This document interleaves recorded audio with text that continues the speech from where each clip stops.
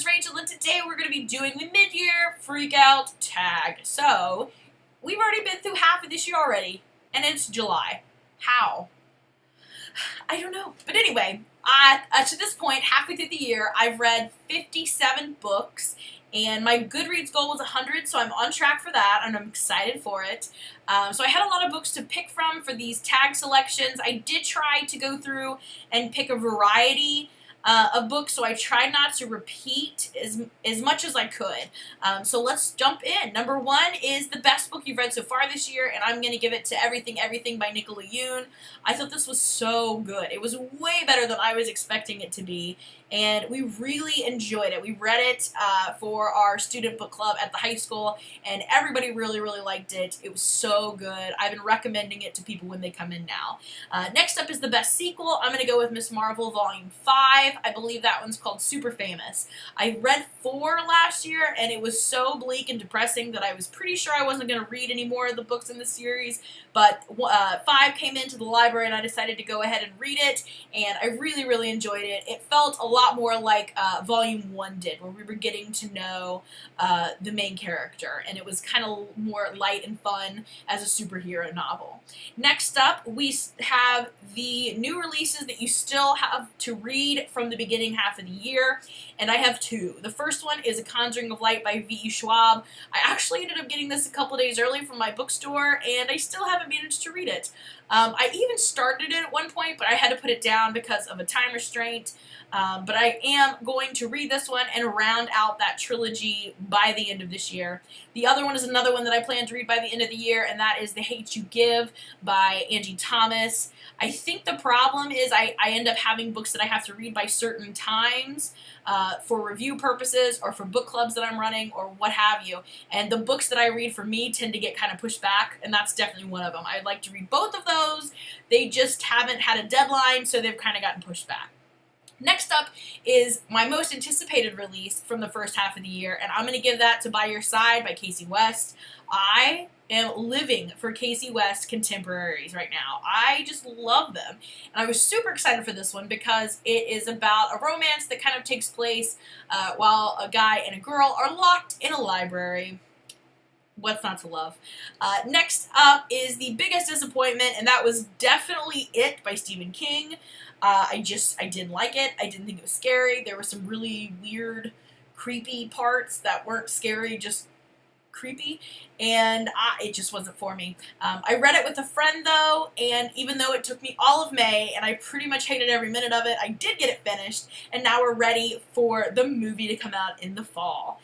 Next up is the most surprising book, and I'm going to give that to Carve the Mark by Veronica Roth. I like Divergent.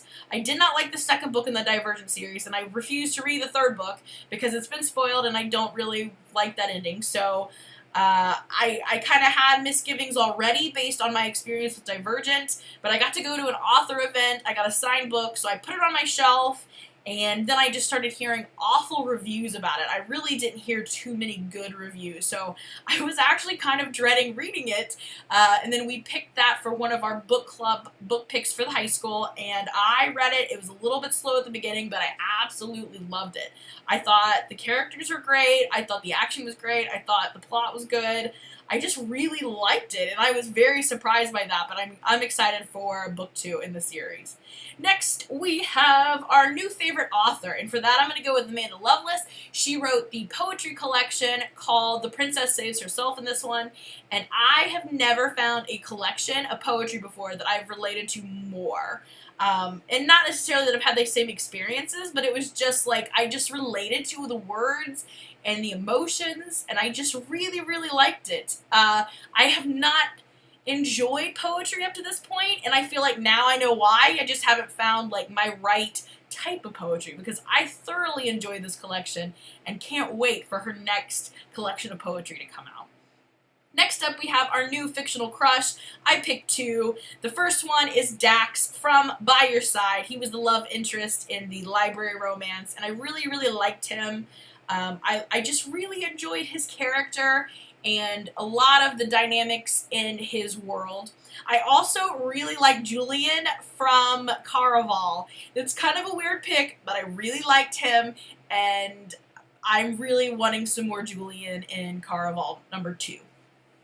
Next up is my new favorite character, and I really struggled with this, so I picked one from a book that I haven't mentioned yet, and that is Phoenix from The Radius of Us. I really liked that book.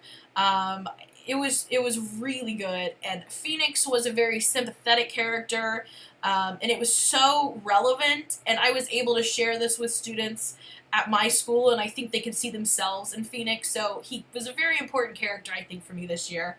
Next up is a book that made you cry, and that is definitely Between Shades of Grey by Ruta Sepetys.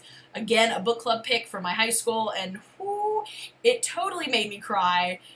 It is a World War II novel about, it's basically like the Holocaust for the Lithuanian people, and it was so sad, but it's such a good book.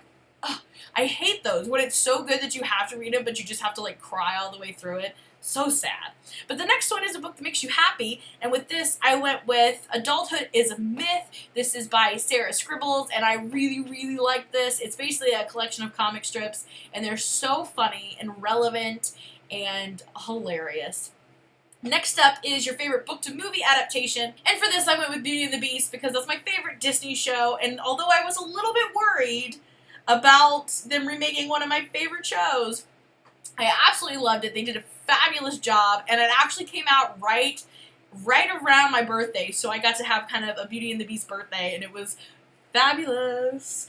Next up is the favorite book review you posted, and I think so far this year, I think there's only been maybe one single book review that I posted. All the rest of them came in like some new release videos, which kind of ended up going by the wayside this year, but the only single review I posted was House of Furies by Madeline Rowe, and I really liked that book, so we'll go with that one. I did just post that review, so feel free to go check that one out. It is about a girl who comes to work at a house run by the devil. Next up is the most beautiful cover, and I went with two books for this one. The first one was Into the Water by Paula Hawkins. I think this cover is so pretty. I really like this one, and I gave this one, I think, a 3 out of 5, so the book itself was kind of but the cover is so good. The other cover that I really liked is The Beautiful Broken Girls.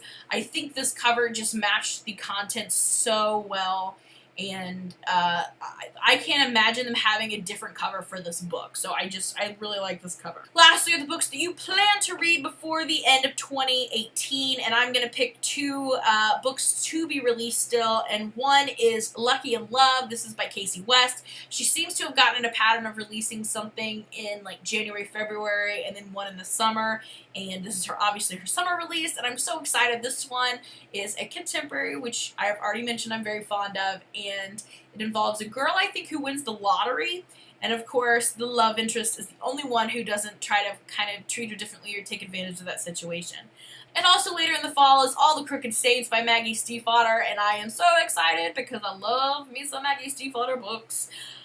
Yeah, so there you have it. The mid-year book freakout tag. I still can't believe we're halfway through the year, but those are my picks. Thank you so much for watching, and let me know what your favorite book so far of the year has been. I'd love to hear, and maybe add it to my TBR.